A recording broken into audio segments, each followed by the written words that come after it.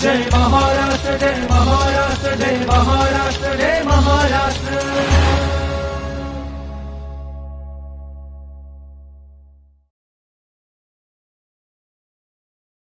मंडळी नमस्कार. माहिती व जनसंपर्क महासंचालनालय निर्मित जय महाराष्ट्र कार्यक्रमात आपलं स्वागत. मंडळी, आगामी गणेशोत्सवाच्या पार्श्वभूमीवर राज्यातील उत्कृष्ट सार्वजनिक गणेशोत्सव मंडळांना पुरस्कार देण्याचा निर्णय महाराष्ट्र राज्य शासनानं घेतलाय. गणेशोत्सवाच्या माध्यमातून आपली भाषा, सण, परंपरा, आपली वैविध्यपूर्ण संस्कृती ही जगभरात पोहोचवण्याच्या दृष्टिकोनातून परदेशी पर्यटकांना आकर्षित करण्यासाठी तसेच गणेशोत्सव हा पर्यावरणपूरक साजरा करण्यासाठी महाराष्ट्र राज्य शासनामार्फत विविध उपक्रम, योजना आखल्या जात आहे.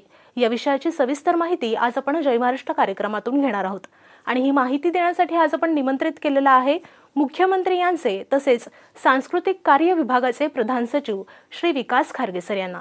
सर नमस्कार, आपले जय महाराष्ट्र कार्यक्रमात स्वागत. नमस्कार सर. महाराष्ट्रात गणेशोत्सवाची मोठी परंपरा आहे. विविध विधायक उपक्रम सार्वजनिक गणेशोत्सव मंडळ राबवत असतात. तर ह्या उपक्रमांमध्ये महाराष्ट्र शासनाचा सहभाग कसा असतो, काय सांगाल? आपल्या सर्वांना कल्पना आहे की गणेशोत्सव म्हणजे सगळेजण आतुरतेनं वाट पाहत असतात. म्हणजे मागच्या विसर्जनाच्या वेळी देखील घोषणा ज्या असतात आपल्या की पुढल्या वर्षी लवकर या, इतकी आतुरतेनं अगदी आबालवृद्ध लहान मुलापासून मोठे सगळे या सणाची वाट पाहत असतात. एक अतिशय उत्साही असं वातावरण असतं आणि मला सांगायला खूप आनंद वाटतो की लोकमान्य टिळकांनी 1893 सुरू केलेला हा गणेशोत्सव, सार्वजनिक गणेशोत्सव, याला 125 वर्षाहून जास्त वर्ष, जवळपास 130 वर्षे झालेली आहेत. आणि या उत्सवाचं स्वरूप, याच्यामध्ये उत्साह वर्षानुवर्ष वाढतच चाललेला आहे. आणि हा केवळ या 10 दिवसापुरता हा कार्यक्रम मर्यादित राहिला नाही. अनेक गणेश मंडळं अशी आहेत की वर्षभर सामाजिक काम या मंडळाच्या मार्फत करत असतात. 10 दिवसाच्या कालावधीमध्ये सुद्धा गणेश मंडळामध्ये खूप चांगले चांगले उपक्रम या 10 दिवसामध्ये सुद्धा राबवण्यात येत असतात. अनेक भाविक लोक भेट देत असतात आणि यातून एक चांगला सामाजिक संदेश देखील देण्याचं काम बरेचसे गणेश मंडळ करत असतं. शासनानं असा विचार केला की गणेश मंडळ तर करते, पण जे चांगले काम करते त्याच्यामध्ये त्यांना शाबासकी पण आपण दिली पाहिजे, त्यांचं कौतुक केलं पाहिजे, त्यांच्या कामाची पावती दिली पाहिजे. तर या हेतूनं आपण सर्वप्रथम 2016ला सांस्कृतिक विभागानं चांगलं काम करणाऱ्या गणेश मंडळांना पुरस्कार देण्याची योजना सुरू झाली. मध्ये थोडी काही कोरोनाच्या पिरियडमध्ये आणि मध्ये जरा खंडित झालेली होती, पण परत मागील वर्षापासून आपण ही चांगले काम करणाऱ्या गणेशोत्सवांना पुरस्कार देण्याची जी पद्धत आहे ही आपण सुरू केलेली आहे. यावर्षी देखील असे आपण पुरस्कार देण्याचं काम आपण यावर्षी देखील आपण करणार आहोत. नक्कीच सर, हा खूप छान असा उपक्रम आहे. गणेशोत्सव मंडळांना सुद्धा याने प्रेरणा नक्कीच मिळेल. पण याचा मूळ उद्देश काय आहे, काय सांगता येईल? पुरस्कारांच्या मागचा मूळ उद्देश काय? लोकमान्य टिळकांनी ज्यावेळी गणेशोत्सव सुरू केला 1893 त्यावेळेचा हेतू असा होता की सर्वसामान्य लोकांनी या स्वातंत्र्य चळवळीमध्ये सहभाग घ्यावा, त्यांच्यामध्ये राष्ट्रभक्ती निर्माण व्हावी आणि ब्रिटिशांना परकीय सत्तेला या भूमीतून जाण्यासाठी सगळ्यांनी एकत्र येऊन काम करावं, हा त्यामागचा असा राष्ट्रभक्तीचा असा हा हेतू होता. स्वातंत्र्य मिळाल्यानंतर आपल्याला काही या हेतूमध्ये बदल करावे लागतील. स्वातंत्र्य तर मिळालेलं आहे, परंतु समाजासमोरचे अनेक प्रश्न याच्यामध्ये आहेत. सामाजिक सलोखा आहे, त्यानंतर अनेक अशा अंधश्रद्धा निर्मूलन आहे, पर्यावरणाचे विषय आहेत. असे अनेक विषय जे समाजाला भेडसावणारे आहेत, ते विषय घेऊन आपण लोकांचं संघटन करण्यासाठी हा गणेशोत्सव सुद्धा एक चांगलं प्रभावी असं माध्यम आहे.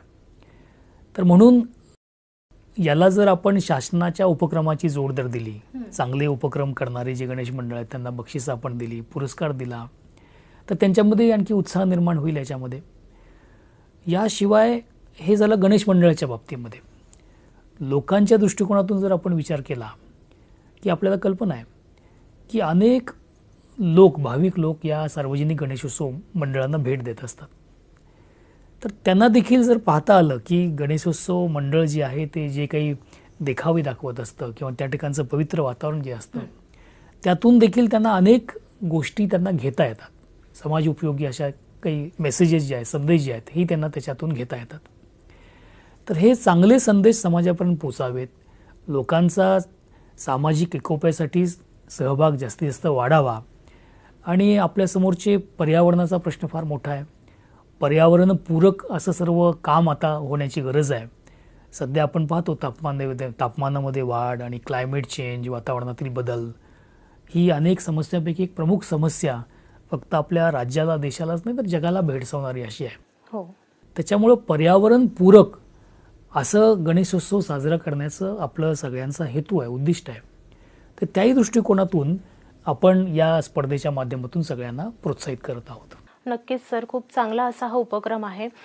सर, राज्य शासन हे पुरस्कार कोणत्या गटात देतात, काय सांगाल? राज्य शासनानं काय केलं की प्रत्येकाचा सहभाग वाढावा, प्रत्येक जिल्ह्याचा. म्हणजे फक्त पुणे, मुंबई, ठाणे एवढ्यापुरतं हे मर्यादित नाही आहे. गणेशोत्सव हा महाराष्ट्रातल्या सर्व जिल्ह्यांमध्ये साजरा केला जातो. किंबहुना तो राज्याच्या बाहेर आणि देशाच्या बाहेर देखील अनेक जण साजरा करत असतात. त्याच्यामुळं आपण राज्यामध्ये आपण असं केलेलं आहे की आपल्या राज्यामध्ये एकूण 36 जिल्हे आहेत.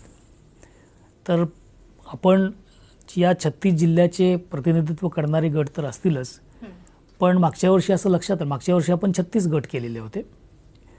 पण आता मागच्या वर्षी लक्षात आलं की पुणे, मुंबई, ठाणे या भागामध्ये जास्त गणेश मंडळं असतात. त्याच्यामुळं आपण हे जे 4 जिल्हे जे आहेत, मुंबई उपनगर, ठाणे आणि पुणे, या 4 जिल्ह्यातून आपण प्रत्येकी 3-3 गणेश मंडळाची आपण निवड करणार आहोत. म्हणजे हे 4 त्रिक 12 झाले. आणि उरलेले जे 32 जिल्हे आहेत ते 32, म्हणजे असे एकूण 44 आपण वेगवेगळ्या गणेश मंडळाची निवड करणार आहोत अंतिम फेरीसाठी. नक्कीच सर. सर, यंदा पुरस्कारांच्या संख्येत वाढ झालेली आहे आणि पुरस्काराचं स्वरूप देखील बदललेलं आहे, काय सांगाल? आपण पुरस्काराचं स्वरूप जे आहे त्याच्यामध्ये आपण जे मार्किंग सिस्टीम जी केलेली आहे, याच्यासाठी मला सांगायला आनंद होतो की हे अतिशय गुणवत्तेच्या आधारे स्पर्धेमध्ये निवड झाली पाहिजे. म्हणून आपण जिल्हा स्तरावर एक समिती निर्माण केलेली आहे. त्याच्यामध्ये जिल्हाधिकाऱ्याचे प्रतिनिधी असतील, महापालिकेचे प्रतिनिधी, महापालिका असेल तर पोलीस विभागाचे प्रतिनिधी असणार, पर्यावरण विभागाचे प्रतिनिधी आहेत, कला महाविद्यालयाचे प्रतिनिधी आहेत. तर अशी मंडळी जी आहे ही प्रत्येक जे स्पर्धेमध्ये भाग घेणारे आहेत, त्या भाग घेणाऱ्या मंडळांना ही टीम जी आहे ही जाऊन भेट देईल आणि त्यांना गुणांकन देईल. आणि आपण जर निकष जर बघितले म्हणजे गुणांकन देताना, तर पर्यावरणपूरक अशी जर मूर्ती असेल त्याला काही गुण आपण दिलेले आहेत. पर्यावरणपूरक सजावट जर त्यांनी केली असेल, म्हणजे आता थर्माकोल आणि प्लास्टिकचा वापर केला नसला पाहिजे, त्याच्या विरहित जर सजावट असेल तर त्याला काही गुण दिलेले आहेत. आपण ध्वनी प्रदूषणाचं पाहतो, खूप मोठा आवाज येतो, ध्वनी प्रदूषण देखील फार महत्त्वाची समस्या आहे. तर जे गणेश मंडळ ध्वनी प्रदूषण विरहित जे वातावरण ठेवतं त्यांना देखील आपण काही गुण दिलेले आहेत. काही सामाजिक विषय घेऊन एखादं मंडळ जर येत असेल, याच्यामध्ये पाणी वाचवा, मुलगी वाचवा, अंधश्रद्धा निर्मूलन असे जे काही सजावट देखावे जर केले त्याला आपण काही गुण दिलेले आहेत. त्यानंतर आता यावर्षी आपण छत्रपती शिवाजी महाराजांचं 350वं राज्याभिषेकाचं वर्ष साजरं करत आहोत. त्यासंबंधी काही समजा काही देखावे काही निर्माण केले, त्यालाही काही आपण वेटेज दिलेलं आहे. याशिवाय गणेश मंडळ या 10 दिवसामध्ये रक्तदान शिबिर, गड किल्ल्यांचं संवर्धन, पर्यावरण संरक्षण, सेंद्रिय शेती, सौर ऊर्जा अशाबद्दल जागरूकता निर्माण करत असतं. आरोग्याविषयक काही मंडळांनी ॲम्ब्युलन्स सेवा देखील सुरू केलेली आहे. असे काही उपक्रम घेत असतील तर त्यालाही काही गुण दिलेले आहेत. याच्यामध्ये शाळकरी आणि महाविद्यालयीन विद्यार्थी त्यांना शैक्षणिक, आरोग्य इत्यादीबद्दल ते मंडळ जर काम करत असेल त्याचाही आपण सहभाग केलेला आहे. पारंपरिक सांस्कृतिक स्पर्धा घेतल्या पाहिजेत, त्यासंबंधी काही गुण दिलेले आहेत. पारंपरिक आणि देशी खेळ यासंबंधी काही आयोजित केलं जात असेल तर त्यालाही काही गुण दिलेले आहेत. आणि जे गणेश भक्त जे भेटी देतात मंडळांना, त्यांच्या सोयीसुविधा कशा निर्माण केलेल्या आहेत. वेगळी लाईन महिलांची आणि पुरुषांची वेगळी लाईन, त्यांची विशेष सिनियर सिटीजन जे आहेत त्यांची विशेष काळजी दर्शनाच्या वेळी, प्रथमोपचाराची सोय, वाहतुकीस अडथळा येणार नाही अशा पद्धतीचं नियोजन, आयोजनातील शिस्त, स्वच्छता, पाणी, प्रसाधनगृह याची व्यवस्था, असे सर्व घटक आपण ध्यानात घेऊन आपण त्यांना गुणांकन देणार आहोत, असं हे स्वरूप आपण केलेलं आहे. आणि पुरस्काराची संख्या आपण जे विचारत होता, मागच्या वर्षी 36 पुरस्कार होते 36 जिल्ह्याचे. आता यावेळी मी मागाशी सांगितल्याप्रमाणे 4 जिल्हे जे आहेत याच्यामध्ये मुंबई उपनगर, ठाणे आणि पुणे, यातून प्रत्येकी 3-3 असे 44 म्हणजे 36 वरून 44 पुरस्कार आपण यावर्षी देणार आहोत. नक्कीच सर, उद्देश तुम्ही सांगितला म्हणजे समाजातील प्रत्येक घटकाला उत्तम असा मेसेज संदेश देणारा मंडळाला पुरस्कार. आणि विशेष म्हणजे तुम्ही देशी खेळाचा इथे उल्लेख केला. मला सांगायला आवडेल की मोबाईलमुळे हे खूप आता मागे पडत चाललंय, देशी खेळ, मैदानी खेळ वगैरे, तर ते सुद्धा यामुळे नक्कीच पुढे येतील, नवीन तरुणांना देशी खेळ समजतील. खूप छान असा उपक्रम आहे. पण सर, मागील काही वर्षांपासून हा पुरस्कार देत आहात, तर पुरस्काराचा आपला जो हा उद्देश आहे तो साध्य झालाय का, काय वाटतं आपल्याला? निश्चित मला वाटतं पुरस्काराचा उद्देश जो आहे, एकतर जे मंडळं चांगली काम करतात त्यांचं कौतुक आपण करत आहोत. आपण हे जे 44 मगाशी मी जे सांगितले सहभागी जे प्रत्येक जिल्ह्यातून निवडले जातील, त्यातून राज्यस्तरावर देखील एक वेगळी कमिटी केलेली आहे. आणि ही कमिटी या 44 मधून पहिले 3 क्रमांक काढतील. आणि पहिला क्रमांकाचं बक्षीस जे आहे ते 5 लाख रुपयाचं आहे. दुसरं पुरस्काराचं रक्कम जी आहे ती 2.5 लाखाची आहे. आणि तिसऱ्या क्रमांकाला 1 लाखाची आहे. आणि हे 3 नंबर सोडून बाकीचे जे उरलेले आहेत 44 मधनं हे 3 जर गेले तर 41 लोकांना आपण प्रत्येकी 25,000 रुपये अशी बक्षिसाची रक्कम आपण देणार आहोत. म्हणजे फलित जे आहे की यांना प्रोत्साहन मिळत आहे, आपण त्यांच्या कामाची दखल घेत आहोत. मागच्या वेळी ज्यावेळी हा कार्यक्रम घेतला त्यावेळी अनेक मंडळांनी आपला अनुभव कथन केला की ते काय काय करत आहेत. तर ते ऐकल्यानंतर खरंच आम्हाला कौतुक वाटलं की इतकी चांगली कामगिरी सर्व मंडळं याच्यामध्ये करत आहेत. त्याच्यामध्ये शेतकऱ्यांच्यासाठी शेततळी निर्माण करणं असे काही देखावे केलेले होते. ठिबक, सौर ऊर्जा, शहर स्वच्छ सुंदर ठेवणे, कचरा वर्गीकरण. आता कचरा वर्गीकरण, ओला कचरा, सुका कचरा आपण ऐकतो, पण प्रत्यक्ष त्यासंबंधीचा मेसेज देण्याचं काम केलेलं आहे. पाणी वाचवा, झाडे लावा या संबंधीचे संदेश दिलेले आहेत.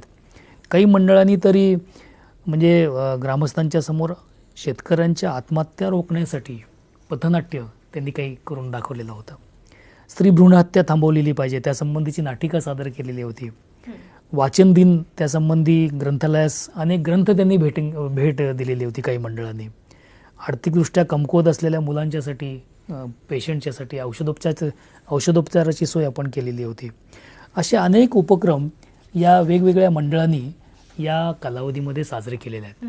आणि याच्यामध्ये भर पडत चाललेली आहे. म्हणजे महाराष्ट्रामध्ये ही परंपरा आहे की महाराष्ट्रामध्ये कोणताही सण उत्सव साजरा करत असताना सामाजिक भान हे सर्व मंडळं ठेवत असतात. कोणताही तो उपक्रम असो, कोणताही तो सण असो.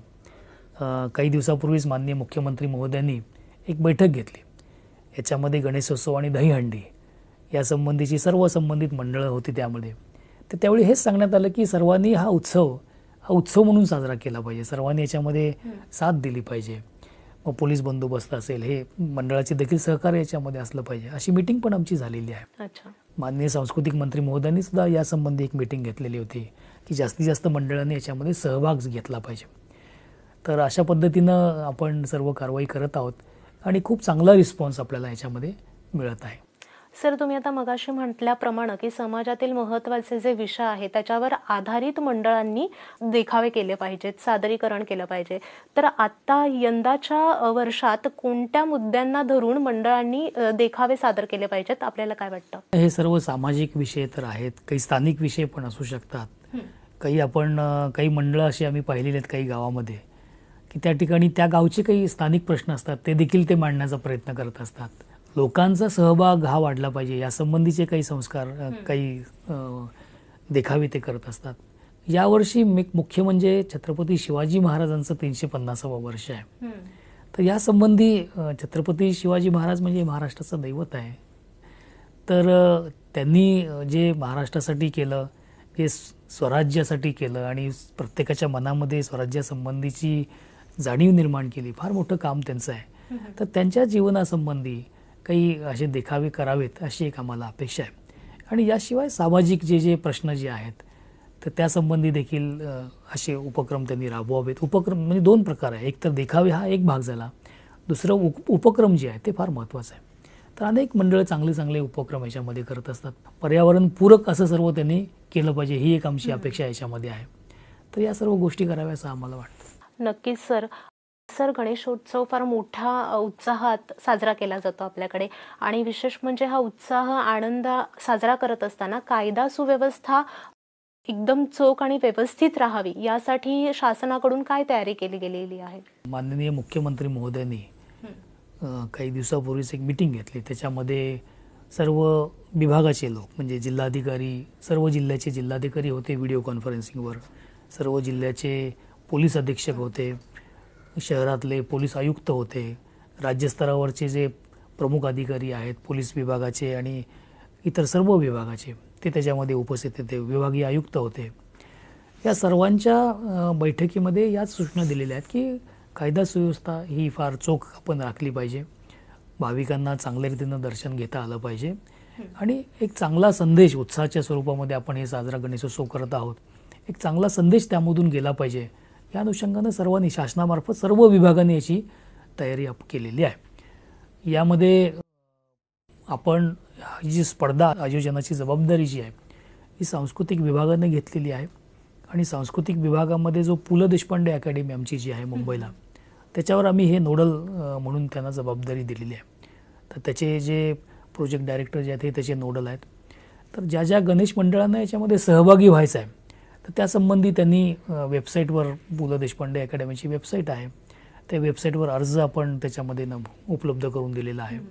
तर त्याच्यावर त्यांनी माहिती पाठवावी असं याच्यामध्ये अपेक्षित आहे. नक्कीच सर. सर, मगाशी तुम्ही म्हणालात की समाज प्रबोधनात्मक विषय घेतले पाहिजे, पण पर्यावरणपूरक गणेशोत्सवातून संदेश देण्यासाठी किंवा तो तसा साजरा करण्यासाठी पर्यावरणपूरक गणेशोत्सव, तर याच्यासाठी आपल्याकडून काही जनजागृती केली जाते का? आणि जर केली जात असेल तर कशा पद्धतीने आपण करताय? महाराष्ट्र शासनाचा जो पर्यावरण विभाग जो आहे याच्यामध्ये फार पुढाकार घेऊन याच्यामध्ये काम करत आहे. माननीय मुख्यमंत्री महोदयांनी जी मीटिंग घेतली त्यामध्ये देखील या विभागामार्फत सर्वांना आवाहन करण्यात आलेलं आहे. याशिवाय प्रचार प्रसिद्धीच्या माध्यमातून, अनेक मीडियाच्या माध्यमातून आपण हा गणेशोत्सव हा पर्यावरणपूरक असा असला पाहिजे. मग ते मूर्ती देखील जी आहे ती पर्यावरणपूरक असली पाहिजे. याशिवाय देखावे पर्यावरणपूरक असले पाहिजेत. यासंबंधीच्या सूचना पर्यावरण विभाग करत आहे आणि याच्यामध्ये सर्व लोकांची आणि मंडळाची साथ याच्यामध्ये असण्याची गरज आहे. तर सर्वांनी याच्यामध्ये सहभागी व्हावं असं मलाही वाटतं. नक्कीच सर. पर्यावरणपूरक गणेशोत्सव साजरा होणं ही खूप महत्त्वाची गोष्ट आहे आज. आणि मला एक विचारायचं आहे विशेष म्हणजे की गणेशोत्सव साजरा करणारे सार्वजनिक गणेशोत्सव मंडळ आहेत, तर ह्या मंडळांना येणाऱ्या काही अडचणी असतील तर त्या समजून घेऊन त्या सोडवण्यासाठी काही विशेष सुविधा आपल्याकडून करण्यात आली आहे का? हो, निश्चितपणे केलेली आहे. आपण एकतर प्रत्येक जिल्हाधिकारी कार्यालयामध्ये देखील ज्यांना काही अडचण येत असेल तर ते जिल्हाधिकारी कार्यालयाशी संपर्क साधून त्यांना जी काही मदत पाहिजे आहे या स्पर्धेमध्ये सहभागी घेण्यासाठी ते घेऊ शकतात. याच्यामध्ये आमची अशी अपेक्षा आहे की सर्व मंडळांनी नियमांचं पालन केलं पाहिजे. म्हणजे त्यांचं चॅरिटी कमिशनरकडे रजिस्ट्रेशन असलं पाहिजे. ज्या काही स्थानिक प्राधिकरणाच्या जे काही मंजुऱ्या, परमिशन्स जे लागतं ते त्यांनी घेतलं असलं पाहिजे.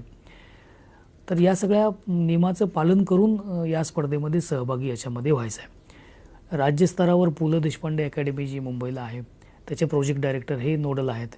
तर त्यांची वेबसाईट आहे, त्यांचा ईमेल ID आहे, हे देखील आम्ही प्रसिद्ध केलेलं आहे. तर हे निश्चितपणे ज्या ज्या मंडळांना अडीअडचणी येतील त्याच्यामध्ये निश्चितपणे मदत करतील. सर, तुम्ही आता पुरस्काराबद्दल ही सगळी माहिती दिली, तर हे निश्चितच हे खूप मोठ्या स्वरूपाचं काम आहे.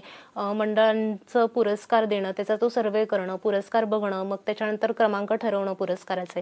तर ह्या सगळ्या कामासाठी एक विशेष आपण पथक तयार केलेलं आहे का, किंवा कसं, काय सांगता येईल? याच्यामध्ये आम्ही राज्य शासन स्तरावर याचा वेळोवेळी आढावा घेतो. पु ल देशपांडेचे जे MD जे आहेत, पु ल देशपांडे अकॅडमीचे, त्यांच्याबाबत आम्ही वेळोवेळी त्यांच्या कामाचा आढावा घेत असतो. जिल्हाधिकाऱ्यांच्या सोबत मी स्वतः व्हिडिओ कॉन्फरन्सिंग मीटिंग आम्ही घेतलेली आहे, त्याचाही आम्ही आढावा घेत आहे. 2 आपण कमिट्या केलेल्या आहेत. एक जिल्हा स्तरावरची कमिटी केलेली आहे. ही कमिटी देखील पुरस्कार गुणवत्तेच्या आधारे निवडण्याची कारवाई ते करतील. राज्यस्तरावर देखील आपण कमिटी केलेली आहे, ते देखील त्यातून पहिले 3 क्रमांक निवडण्याचं काम करतील. अशी ही यंत्रणा आम्ही उभी केलेली आहे. आपल्याला प्रचार प्रसिद्धीसाठी माहिती जनसंपर्क विभागाच्या माध्यमातून जिल्हा लेवलला जे आपले जिल्हा माहिती अधिकारी असतात ते देखील याच्यामध्ये प्रसिद्धी देण्याचं काम करत आहेत. याच्यामध्ये जास्तीत जास्त मंडळांनी सहभाग होणं जे फार महत्त्वाचं आहे. मंडळांनी या स्पर्धेमध्ये नोंद केली त्यांनाच ही जी निवड समिती आहे ती भेट देईल. म्हणजे असा कृपया समज असू नये की हे सर्वांना समिती भेट देईल आणि आपल्या असं होणार नाही. ज्यांना सहभाग या स्पर्धेमध्ये घ्यायचा आहे त्यांनी पु ल देशपांडे अकॅडमीकडे जो ईमेल ID जो दिलेला आहे म्हणजे mahotsav.plla@gmail.com किंवा महाराष्ट्र शासनाची वेबसाईट पण आहे, पु ल देशपांडे अकॅडमीची सुद्धा वेबसाईट आहे. तर तिथं जाऊन त्यांनी तो अर्ज विहित नमुन्यातला जो आहे तो भरून डाउनलोड करून तो पाठवला पाहिजे. ज्यांना ऑनलाईन पाठवण्यामध्ये काही अडचण येत असेल त्यांनी जिल्हा स्तरावर काही ऑफलाईन पद्धतीने देखील आपला अर्ज भरून दिला तरी काही हरकत नाही. तर जिल्हाधिकारी कार्यालय शासन स्तरावर मोठी यंत्रणा आपण उभी केलेली आहे. आणि एक मी सांगेन की आपला गणेशोत्सव जो आहे 19 सप्टेंबर ते 28 सप्टेंबर या 10 दिवसामध्ये आपण करत आहोत.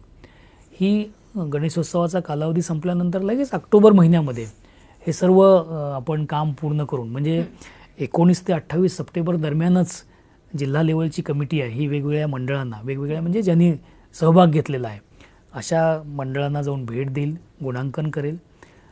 28 सप्टेंबर झाल्यानंतर ते सर्व प्रस्ताव आमच्याकडे येतील. राज्यस्तरावरची कमिटी मग त्याचं ॲनालिसिस करेल आणि प्रत्यक्ष बक्षीस समारंभ पुरस्काराचा कार्यक्रम जो आहे हा सुद्धा आम्ही लगेच ऑक्टोबर महिन्यामध्येच काही दिवसामध्ये आम्ही घेऊ. नक्की सर. विशेष म्हणजे तुम्ही ऑनलाईन आणि ऑफलाईन अशा दोन्ही पद्धतीनं फॉर्मची उपलब्धता ठेवल्यामुळे ते सगळ्यांना सोयीची होईल. सर, गणेशोत्सवाबद्दल पुरस्काराबद्दल तुम्ही आज इथे एवढं सांगितलं तर आमच्या प्रेक्षकांना काय तुम्ही आव्हान कराल? मला असं वाटतं की प्रत्येक आपला भारतीय सण जो आहे या प्रत्येकामागं फार मोठा उदात्त असा हेतू ज्या काही पूर्वजांनी आपल्या या प्रथा परंपरा सुरू केलेल्या आहेत त्याच्यामागं हा उदात्त असा हेतू आहे. प्रत्येक सण भारतीय सण हा आनंदाचा असतो आणि याच्यामध्ये सर्व लोक एकत्र येतात. आता लोक एकत्र येण्याचं प्रमाण देखील या टेक्नॉलॉजीमुळे बऱ्याच वेळेला अडचणी निर्माण येतात आता, पण उत्सवामध्ये सणांच्यामध्ये लोक प्रत्यक्ष एकमेकाला येतात. आपण हा उत्सवसुद्धा कसा म्हणजे वैयक्तिकरित्या प्रत्येकाच्या घरी देखील गणपती असतात आणि सार्वजनिक गणपती पण असतात. वैयक्तिक घरी असणाऱ्या घरोघरी गणपतीला देखील आपण एकमेकाच्या घरी जातो, भेटतो है ना आणि आनंद साजरा करत असतो. तसंच सार्वजनिक ठिकाणी देखील आपण जातो आणि चांगल्या गोष्टी आपण त्यातून पाहतो. तर असा हा उत्सव आहे ज्यातून सामाजिक सलोखा, एकमेकाबद्दलचा आदर, प्रेम निर्माण होणं, राष्ट्रभक्ती निर्माण होणं, राष्ट्रीय एकात्मता होणं या सर्व गोष्टी या सणातून आपण निर्माण करत असतो आणि याला आपण याचे रूट्स जे आहेत त्याचे घट्ट आपण करत असतो. त्याच्यामुळं या आनंदी उत्साहामध्ये सर्वांनी सहभागी झालं पाहिजे. विशेषतः ही स्पर्धा जी आहे याच्यामध्ये सर्व मंडळांनी उत्स्फूर्तपणे सहभाग नोंदवला पाहिजे असं मला वाटतं. तर मंडळी, गणेशोत्सव काही दिवसांवरच आलेला आहे आणि विशेष म्हणजे मंडळी राज्यातील उत्कृष्ट सार्वजनिक गणेशोत्सव मंडळांना महाराष्ट्र शासनातर्फे पुरस्कार येणार आहे. विशेष म्हणजे पर्यटन आणि सांस्कृतिक विभागाने हा निर्णय घेतलेला आहे. गणेशोत्सव साजरा करत असताना तो पर्यावरणपूरक मूर्ती आणि देखावे पर्यावरणपूरक असले पाहिजे. त्याच्यानंतर ध्वनी प्रदूषण विरहित वातावरण असलं पाहिजे मंडळी. तसंच गणेशोत्सव मंडळांमार्फत राबवण्यात येणारे विविध सामाजिक उपक्रम, विविध सांस्कृतिक कार्यक्रम या आधारावर या निकषांवर सुद्धा गणेशोत्सव मंडळांना पुरस्कार देण्यात येणार आहेत. तर मंडळी, गणेशोत्सव पुरस्काराची सविस्तर माहिती आज आपण जय महाराष्ट्र कार्यक्रमात जाणून घेतली आणि ही माहिती आपल्याला मुख्यमंत्री यांचे तसेच सांस्कृतिक कार्य विभागाचे प्रधान सचिव विकास खारगे सरांनी आज आपल्याला सविस्तर माहिती दिली. सर, खरंच खूप छान माहिती तुम्ही आणि उपयुक्त अशी माहिती तुम्ही आमच्या प्रेक्षकांना दिली. आपलं मनापासून धन्यवाद. नमस्कार. तर मंडळी, जय महाराष्ट्र कार्यक्रमाच्या पुढील भागात पुन्हा भेटू एक नवा विषय व नवीन मान्यवरांसह. तोपर्यंत मी आपला निरोप घेते. नमस्कार.